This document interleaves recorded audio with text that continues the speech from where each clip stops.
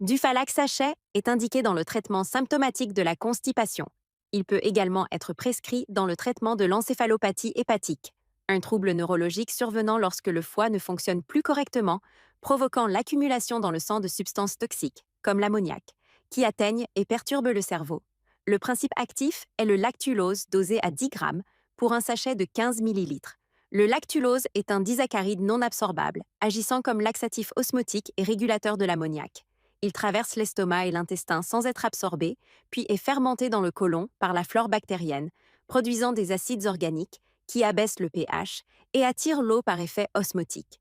Cela augmente le volume des selles, les ramollit et stimule le péristaltisme intestinal. L'acidification transforme aussi l'ammoniac en ammonium, non absorbable, qui reste piégé dans l'intestin et est éliminé dans les selles. Elle réduit également les bactéries productrices d'ammoniac. L'adulte et l'enfant, à partir de 15 ans, devront prendre en traitement d'attaque 1 à 3 sachets par jour, puis, par la suite, en traitement d'entretien, 1 à 2 sachets par jour. Les enfants de 7 à 14 ans prendront en traitement d'attaque un sachet par jour. Le traitement ne doit pas durer plus de 8 jours sans avis médical, donc lors d'une constipation occasionnelle. Si une diarrhée se manifeste, il est conseillé de diminuer la posologie.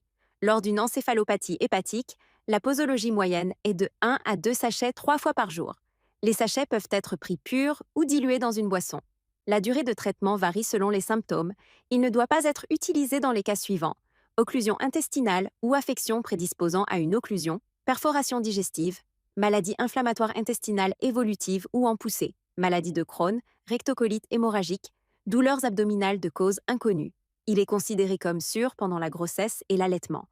Son absorption dans l'organisme est négligeable, ce qui signifie qu'il ne passe pas dans le sang ni dans le lait maternel.